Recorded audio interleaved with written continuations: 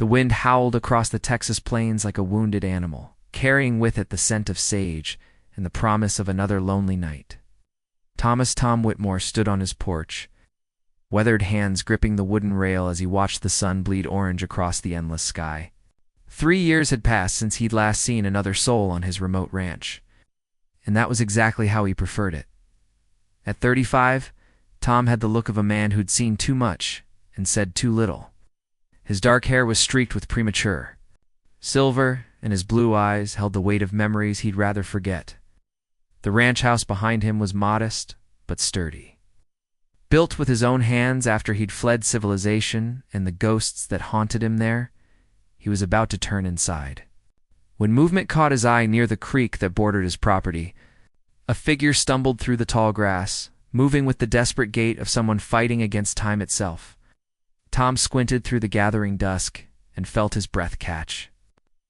It was a Native American man, young by the looks of him, and he was dying. Blood stained the stranger's buckskin shirt, and his legs finally gave out just 50 yards from Tom's fence line. For a moment, Tom hesitated. He'd come to this isolated corner of Texas to escape the complications of human connection, to live out his days in solitude. Getting involved meant risking everything he'd built in his self-imposed exile. But as the young man collapsed face first into the earth, Tom's conscience overruled his caution. He vaulted the porch rail and ran toward the fallen stranger. His boots pounding against the hard-packed ground, the man was barely conscious when Tom reached him. A bullet wound in his shoulder had painted his left side crimson and fever burned. In his dark eyes, he couldn't have been more than 25, with strong features and long black hair that spoke of Comanche heritage. "Easy there, son," Tom murmured, sliding his arms under the man's body. "I've got you." The wounded warrior tried to speak, his lips moving soundlessly before his eyes rolled back. Tom lifted him with surprising gentleness for such a large man, and carried him toward the house, his mind already racing through what medical supplies he had on hand. Inside, Tom laid the stranger on his own bed and set to work by lamplight. He'd learned field medicine during his years as a Texas Ranger, before everything had gone wrong, before he'd lost the only woman he'd ever loved to his own stubborn pride. His hands moved with practiced efficiency, cleaning the wound, extracting bullet fragments, stitching torn flesh. The young man drifted in and out of consciousness throughout the night, sometimes muttering words in Comanche, sometimes crying out as fever dreams took hold. Tom stayed by his side, changing bandages, forcing water between cracked lips, and wondering what forces had driven this warrior to his doorstep. As dawn painted the eastern horizon pink, the stranger's fever finally broke. His eyes opened, clear and alert, and he studied Tom with obvious wariness. "Who are you?" he asked in accented English. "Tom Whitmore. This is my ranch." Tom set down the bowl of water he'd been using to cool the man's brow. "What's your name, son?" The warrior hesitated before answering. "Running Bear, I am." "What's it?" "Warrior of Chief Ironhawk's band." Was pain flickered across Running Bear's features? And it wasn't entirely from his wound. "They cast me out. Called me a traitor for speaking against war with the white settlers. Ironhawk's son, Little Wolf, convinced the council that peace was weakness." Tom nodded slowly. He'd heard rumors of tensions rising between various Comanche bands and the increasing number of settlers pushing into their territory. "So you were running?" "And they sent warriors after me." Running Bear struggled to sit up, wincing. "You should not have helped me, white man. When they find me here, they will kill us both." "Let me worry about that." Tom helped him settle back against the pillows. "You need rest. That shoulder won't heal if you don't give it time." Running Bear studied him with curious intensity. "Hey, do you live alone out here? There are no other whites for many miles?" The question hit closer to home than Tom cared to admit. He busied himself gathering the bloodied bandages, his jaw tight. Sometimes a man needs distance from his past. Understanding dawned in Running Bear's eyes. "You are running too."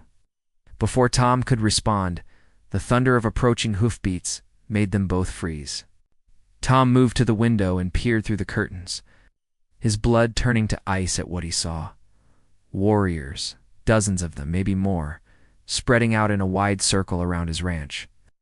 They sat their painted ponies with the patience of men who knew their quarry had nowhere to run, where paint decorated their faces and weapons glinted in the morning sun. 300, Running Bear whispered from the bed, having managed to reach the window despite his injury. Iron Hawk brought his entire war party. Tom's hand moved instinctively to the Colt .45 on his hip, then stopped. Even if he had enough ammunition, which he didn't, fighting would only ensure their deaths. There has to be another way. There is no other way, Running Bear said quietly. But you can still save yourself. Tell them I held you prisoner, forced. You, too, tend my wounds. They might believe I'm not throwing you to the wolves. Tom's voice was firm. There has to be something we can do. Running Bear was quiet for a long moment, his gaze fixed on the war party surrounding them. When he spoke again, his voice carried a weight of old pain. There's one thing, but it would require a great sacrifice from you, and I have no right to ask it. Tell me, my sister. Running Bear's voice dropped to barely above a whisper. Was married to a white man 3 years ago, Texas Ranger who came to make peace between our peoples. The marriage was meant to seal a treaty, but he trailed off, his eyes clouding with memory. Tom felt the world tilt beneath his feet. What was his name? The Ranger? Thomas Whitmore? The words hit Tom like a physical blow. His legs gave out, and he sank into the chair beside the bed, his mind reeling. Sarah, he breathed. Sarah Moondancer. Running Bear's eyes widened. You know my sister? Know her? Tom's laugh was bitter and broken. I married her. Then I destroyed everything we had. The silence stretched between them, heavy with the weight of revelation. Outside, the war party waited with the infinite patience of the desert. But inside, two broken men confronted a shared past that had wounded them both. She loved you, Running Bear said finally. Even after you left. She spoke of you with such pain in her voice. She said you were the other half of her soul. Tom closed his eyes, and suddenly he was back in that terrible night 3 years ago. Sarah had been so beautiful in her doeskin wedding dress, her dark eyes shining with love and hope for their future. The ceremony had been a blend of both their cultures witnessed by rangers and warriors alike as a symbol of peace between their peoples. For 6 months, they'd been happy. Tom had never known love could be so complete, so all-consuming. Sarah had been his anchor, his reason for living. The light that drove away the darkness he'd carried from his violent past as a lawman. But then, Lieutenant Morrison had arrived with new orders from Austin.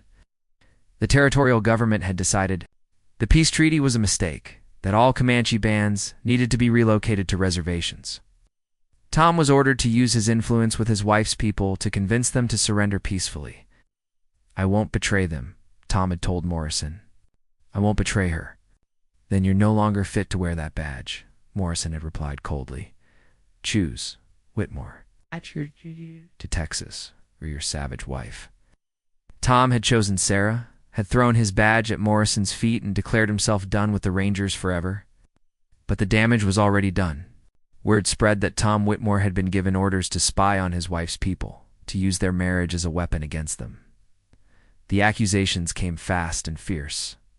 Sarah's own father had called her a fool for trusting a white man. The tribal council had demanded answers. And in the midst of the storm, Tom had made the worst mistake of his life. Instead of fighting for their love, instead of standing with Sarah against the doubters, he'd let his pride and his guilt consume him. A moment of weakness and anger, he'd told Sarah that maybe everyone was right. Maybe their marriage had been a mistake from the beginning.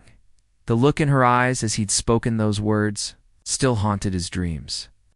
He'd tried to take them back immediately, but it was too late. The trust between them, so carefully built, crumbled. In an instant, Tom had left that very night. Unable to bear the sight of Sarah's broken heart, telling himself he was protecting her from further scandal. He'd never returned, never sent word, never tried to make amends. He'd simply disappeared into the wilderness, like the coward he was. Where is she now? He asked Running Bear, his voice hoarse with emotion. Lives with our grandmother in the sacred canyon, 2 days' ride north. She never remarried, though many warriors sought her hand. She said her heart died the day you left. The words cut Tom deeper than any knife could have. He'd spent 3 years trying to convince himself that Sarah was better off without him. She'd moved on and found happiness with someone else. To learn that she'd been suffering all this time, that his cowardice had condemned them both to loneliness. A war cry from outside snapped them both back to the present danger. Chief Ironhawk himself rode forward on a magnificent black stallion, his headdress marking him as a leader of great renown. Even at a distance, Tom could see the fury in the chief's posture. "He will not listen to reason," Running Bear said quietly. "Not from me. I am dead to him now." Tom stared out at the assembled warriors, his mind racing. 300 of the finest fighters on the plains surrounded his little ranch, and they had come for blood. In a straight fight, he and Running Bear wouldn't last 5 minutes. But maybe, just maybe, there was another way. "I would if we had someone "To speak for us?" Tom asked slowly. "Someone Ironhawk would have to listen to?" Running Bear frowned. "There is no one. I am cast out and you are. I'm Sarah's husband." Was Tom's voice grew stronger as the desperate plan took shape in his mind. "In the eyes of your people, we're still married. She's the daughter of a respected war chief, granddaughter of the tribe's most honored medicine woman. Her word would carry weight, wouldn't it? Perhaps. But she is 2 days away, and we do not have 2 days." Ironhawk grows impatient. Tom was already moving, gathering supplies with frantic efficiency. "Then I'll have to bring her here." "Are you mad? You cannot possibly reach her and return before I can try?" Tom strapped on his gun belt and grabbed his rifle. "There's a back trail through Devil's Canyon that cuts the distance in half. If I ride hard and don't stop, I might make it." Running Bear struggled to sit up. "Even if you could reach her in time, why would she come? You abandoned her once. Why would she risk her life to save yours now?" The question hung in the air between them, and Tom had no answer except the truth. "I don't know. Maybe she won't. But I have to try. It's the only chance we have." He moved toward the door, then stopped. "Can you hold them off? Keep them talking?" "We'll try." But Tom, double quotes Running Bear's voice was urgent. "If she agrees to come, you must be prepared for what you might find. 3 years of pain can change a person. Sarah, you remember, may no longer exist." Tom nodded grimly. "I know, but I have to try to make things right. I should have fought for her 3 years ago instead of running away. This time I won't." "Be a coward." He slipped out the back of the house and made his way to the small barn where he kept his horses. His best mount, a sturdy chestnut mare named Lightning, nickered softly as he approached. Within minutes, he'd saddled her and was leading her quietly away from the ranch, using a dry creek bed to mask his movement. The war party's attention was focused on the front of the house, giving Tom the chance he needed to reach the mouth of Devil's Canyon undetected. Once there, he spurred Lightning into a gallop and began the most desperate ride of his life. The canyon trail was treacherous, winding through narrow passages between towering red rock walls. Some places the path was barely wide enough for a horse and rider. Loose shale made every step dangerous. But Tom pushed forward relentlessly, driven by a desperate hope he'd thought dead for 3 years. As he rode, memories of Sarah flooded his mind, her laugh like silver bells in the wind. The way she'd looked at him on their wedding day, her eyes shining with absolute trust. The gentle touch of her hands as she'd tended a wound he'd received while breaking up a saloon fight.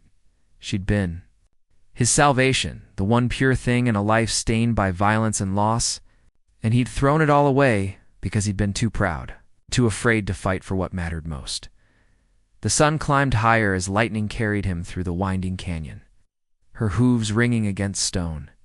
Tom's shirt was soaked with sweat, and his throat burned with thirst, but he didn't slow down. Somewhere behind him, Running Bear was buying him time with words alone, trying to keep 300 angry warriors from storming the ranch house. It was near midday when Tom finally emerged from the canyon onto the high plateau where Sarah's grandmother made her home. The sacred valley spread before him, a hidden paradise of green grass and clear streams nestled between protective mesas.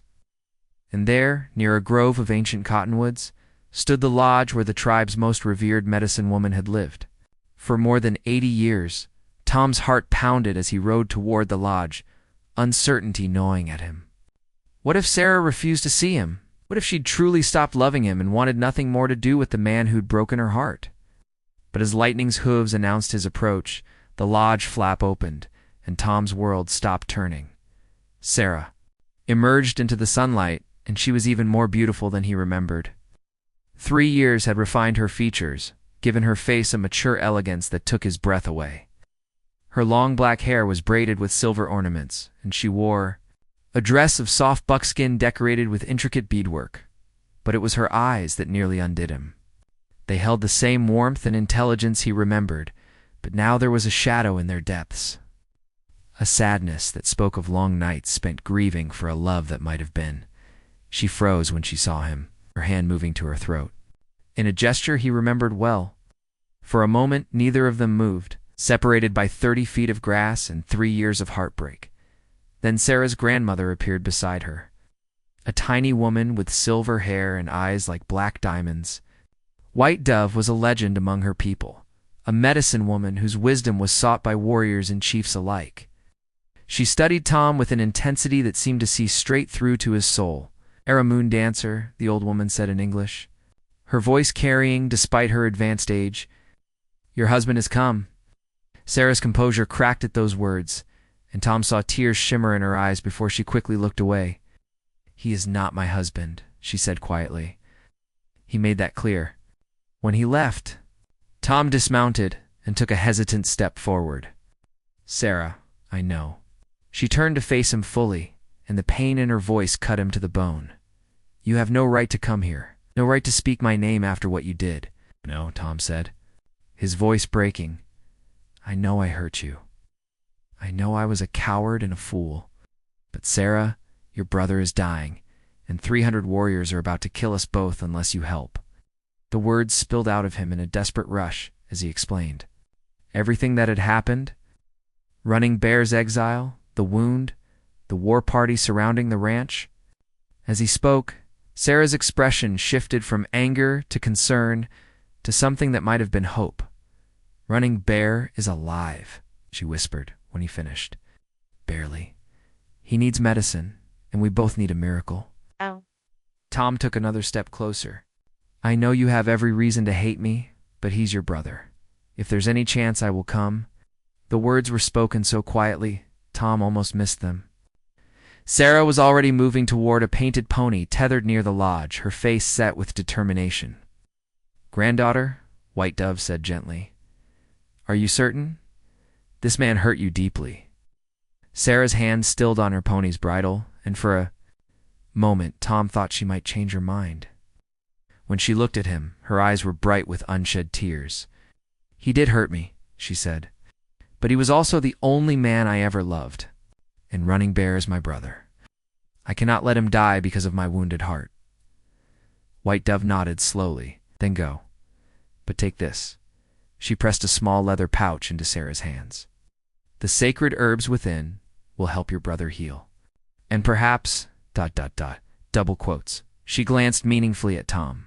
"Perhaps they will help heal other wounds as well." Sarah mounted her pony with practiced grace, and together she and Tom began the desperate race back to the ranch. They rode in silence at first, the weight of unspoken words heavy between them. But as they entered Devil's Canyon, Sarah finally spoke. "Why did you really leave?" she asked without looking at him. Tom's hands tightened on Lightning's reins. "You know why? The accusations? The suspicion? That is not what I asked."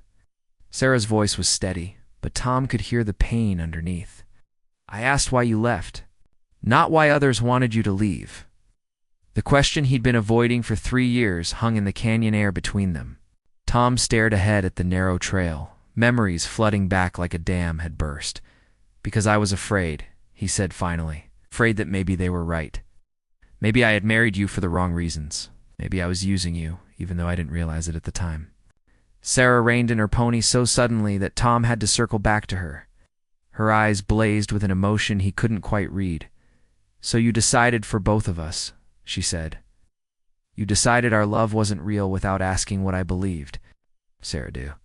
You know what I thought when you left? Her voice rose, echoing off the canyon walls. I thought you had stopped loving me. I thought that when things became difficult, when our love was tested, you chose the easy path of running away rather than fighting for us. Tom felt like he'd been punched in the stomach. I was trying to protect you. From what? From making my own choices about my own life? Sarah's pony danced restlessly beneath her, sensing her agitation. I was your wife, Thomas, your partner, but you treated me like a child who couldn't handle the truth. The words cut deep because they were absolutely true. In his arrogance and misguided protectiveness, Tom had made the decision to leave without truly considering what Sarah wanted or how she felt. I was wrong, he said quietly. I was wrong about everything. Sarah studied his face for a long moment, and some of the anger seemed to drain out of her. Yes, she said simply. You were. Day. Resumed riding, but the silence made the space between them feel less like a chasm and more like a bridge waiting to be built. As they emerged from the canyon, Tom could see smoke rising in the distance. His ranch, still standing but surrounded by the war party. They'd been gone for hours, and he could only pray that Running Bear had managed to keep the warriors talking. They are still there, Sarah observed, her voice tense with worry. Running Bear is a good talker when he needs to be, Tom said, hoping it was true. They approached the ranch from the same back trail Tom had used to leave, staying low and moving carefully. When they reached the edge of the property, Tom could see the standoff was still in progress. Ironhawk sat his horse in the center of the war party, occasionally calling out to the house in Comanche. Running Bear's voice answered from within, though Tom couldn't make out the words from this distance. What is he saying? Tom asked. Sarah listened intently to the exchange. He is telling the old stories, tales of how our peoples once lived in peace before the white soldiers came with their broken promises. Is it working? For now, but Ironhawk grows impatient. How his warriors shift in their saddles? They are ready for blood. Tom nodded, grimly. Then we need to move fast. Can you get to your father without being seen? Sarah's jaw tightened. Ironhawk is not my father anymore. He cast out my brother for speaking of peace. He would cast me out too if he knew I came to help you. Sarah, if this goes wrong, it will not go wrong. Her voice carried a certainty Tom wished he could feel. My grandmother's medicine is strong, and the spirits favor those who choose love over hate. Before Tom could respond, Sarah was moving, guiding her pony in a wide circle around the war party. Tom watched her go, his heart pounding with fear and admiration. She was risking everything for a brother who'd been exiled and a husband who'd abandoned her.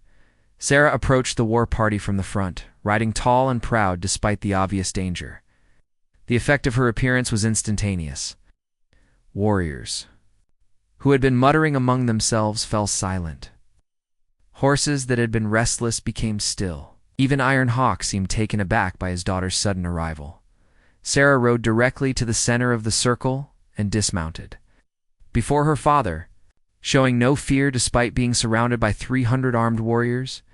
Father, she said in Comanche, her voice carrying clearly in the still air. Ironhawk's face was a mask of conflicted emotions. You should not be here, daughter. This is a matter of war.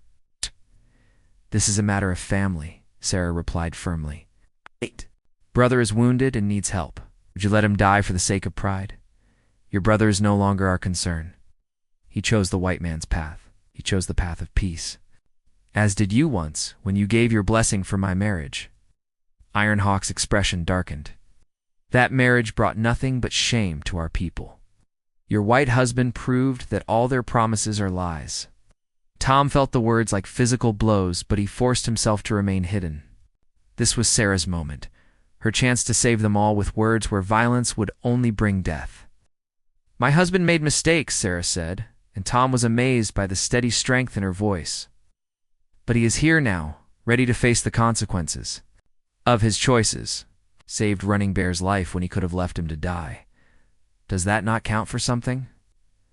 A murmur ran through the war party. Several warriors exchanged glances, and Tom realized that Sarah's words were having an impact. Iron Hawk, however, remained unmoved. Pretty words cannot erase 3 years of abandonment. Your white husband left you like a dog leaves scraps when he is no longer hungry. The cruel words made Tom's hands clench into fists, but Sarah stood straighter, her chin lifting with quiet dignity. Perhaps he did, she said, but I am not here for him. I am here for Running Bear, who spoke wisdom when others chose anger. I am here because healing is always better than killing, and love is always stronger than hate. She reached into the pouch her grandmother had given her and withdrew a handful of sacred herbs. The sweet scent carried on the wind, and several of the older warriors nodded with recognition. White Dove sends her blessing, Sarah continued. She says the spirits are watching, and they will judge us all by what we do here today. Will we choose the path of blood, or will we choose the path of healing? Iron Hawk stared at his daughter for a long moment, his internal struggle visible on his weathered face. The sacred herbs in Sarah's hands represented more than just medicine. They carried the authority of the tribe's most respected elder. Even if I allowed this healing, he said finally, your white husband still must answer for his abandonment. He brought shame to our family. Then let him answer. Sarah said simply, let him face you as a man and speak his truth. Right. Tom felt his heart stop. This was at the moment he'd been dreading and hoping for in equal measure. Sarah was giving him the chance to make things right, but it would require him to walk into the center of that war party and face the man whose daughter he'd broken. Taking a deep breath, Tom emerged from his hiding place and walked slowly toward the circle of warriors. Every eye was on him, and he could feel the weight of their collective judgment. These men had welcomed him once as Sarah's husband, had accepted him into their families despite his white skin, and he had repaid their trust with cowardice and abandonment. As he reached the center of the circle, Iron Hawk's eyes blazed with barely controlled fury. So, the chief said in heavily accented English, the coward returns. Tom met his gaze steadily. Yes, I returned. Do you know what you have done? You understand the pain you brought to my daughter? Tom's throat felt tight, but he forced himself to speak. I know. I've carried that knowledge every day for 3 years.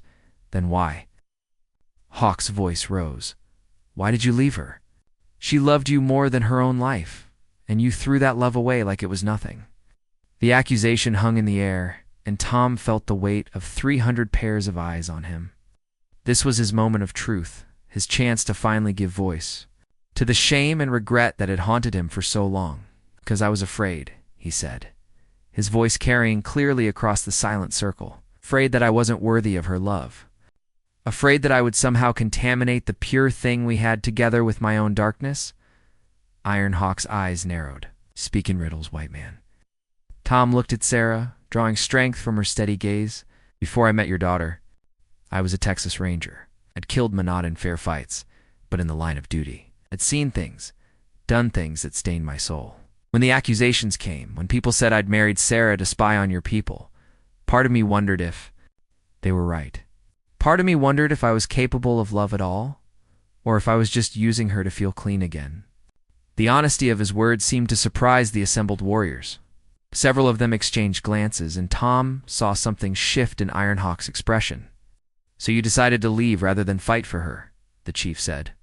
Yes, and it was the worst mistake of my life. Tom turned to face Sarah fully.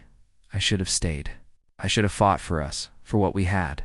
Instead, I let my own fears and doubts destroy the most precious thing I'd ever been given. Sarah's eyes were bright with tears, but she didn't look away. And now, Iron Hawk demanded, what do you want from us now? Tom straightened his shoulders.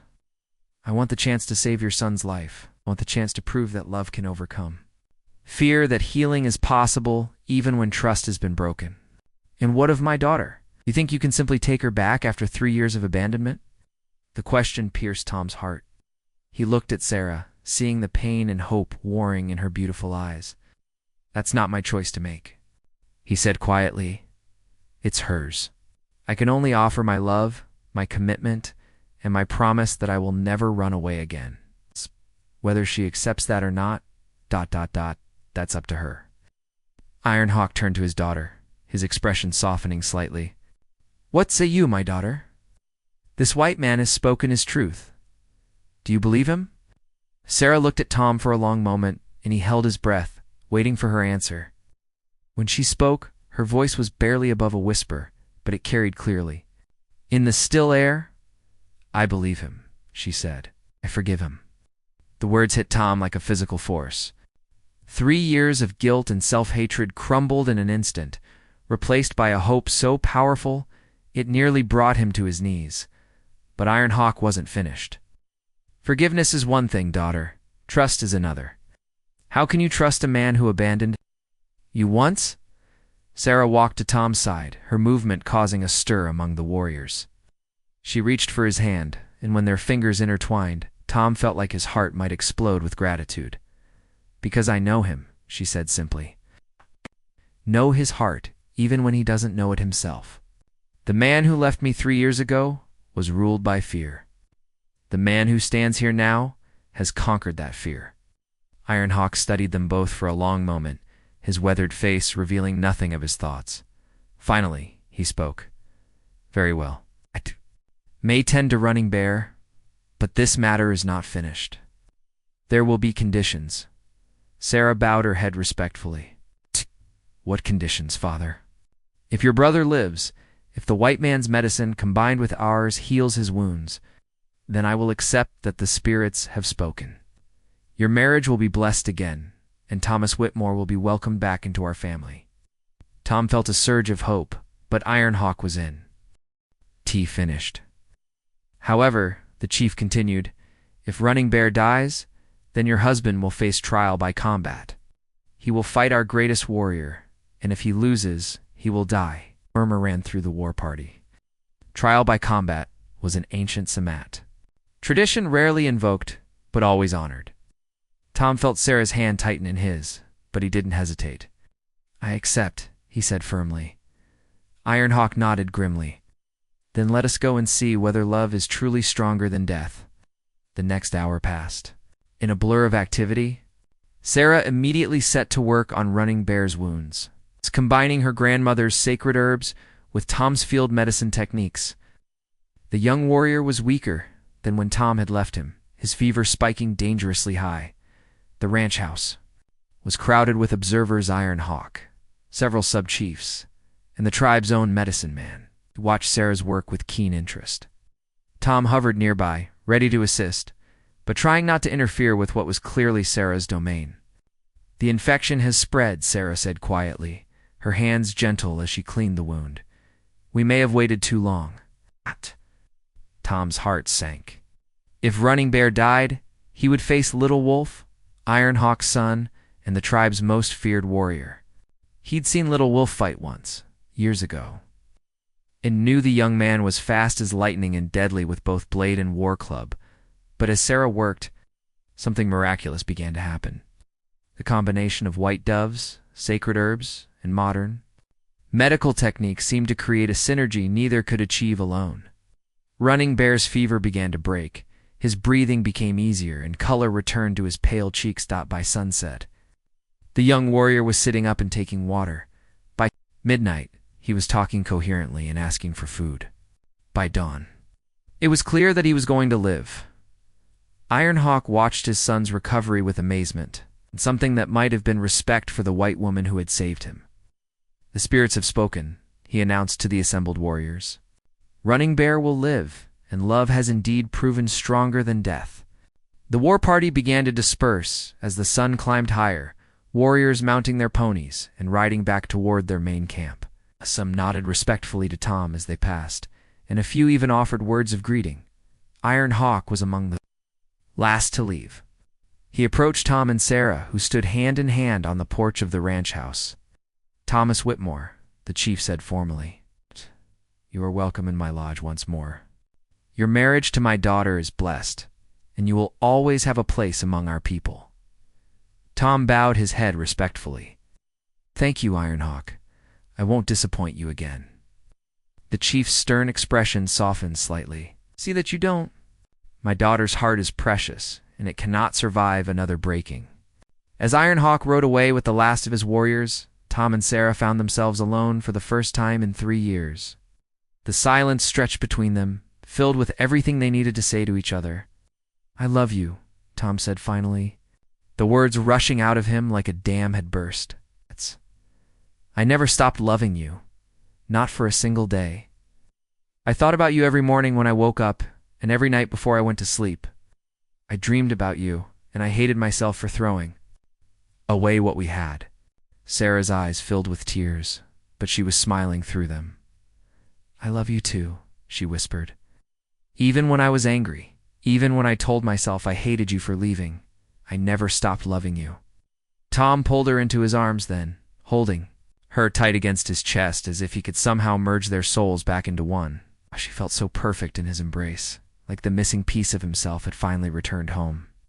"I'm sorry," he breathed into her hair.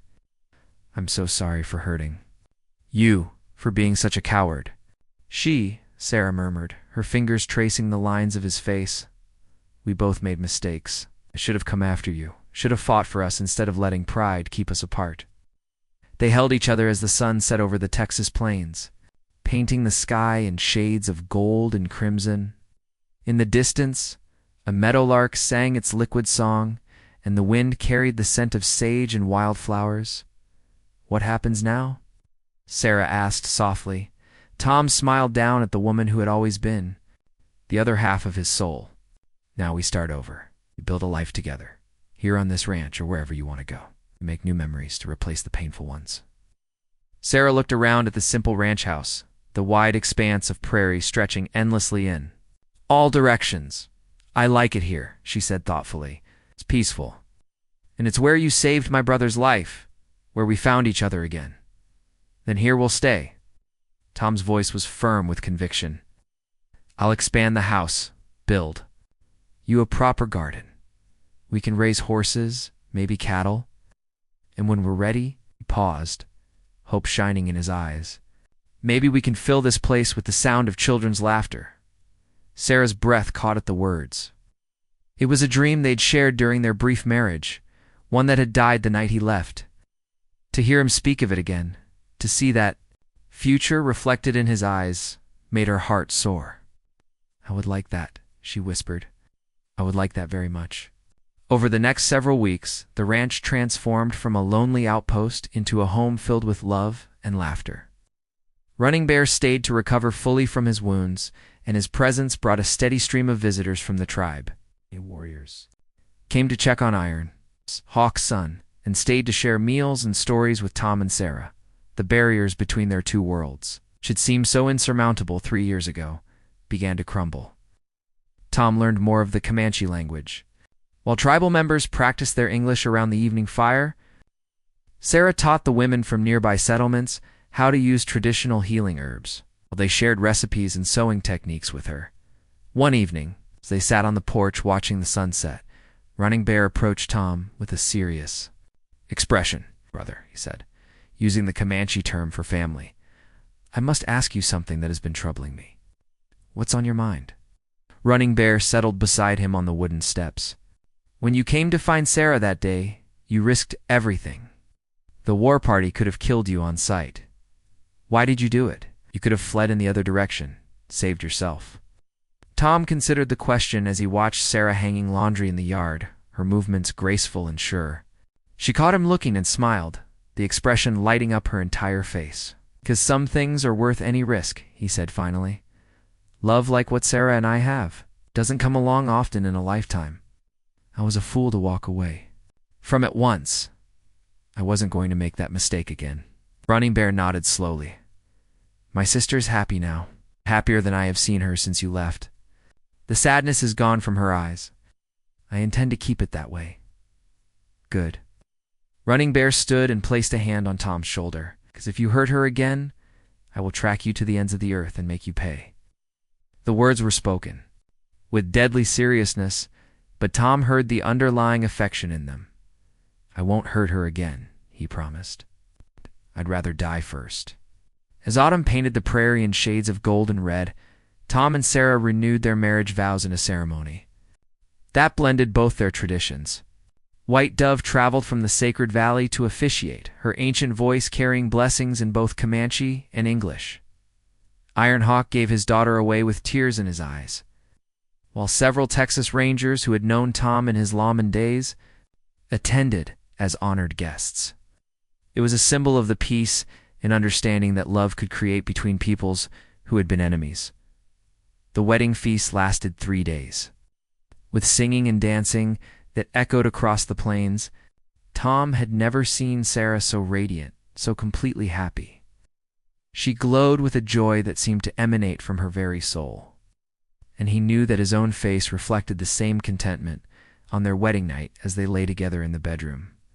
They would now share. Sarah traced patterns on Tom's chest with her fingertip. "Do you know what I prayed for every night during those 3 years?" she asked softly. "What?" "That you would find peace. That wherever you were, whatever you were, doing the darkness inside you would heal and you would learn to forgive yourself." Tom caught her hand and brought it to his lips, pressing a gentle kiss to her palm. "You were the one who healed me, even when you weren't here. Remembering your love, knowing that I'd lost it through my own foolishness. It forced me to confront what I was running from. And what was that? The fear that I wasn't good enough?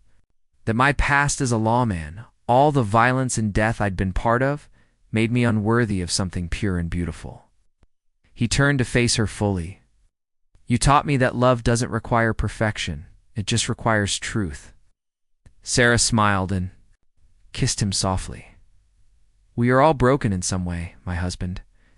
But when two broken souls find each other and choose to heal together, they become something stronger than they ever could have been alone."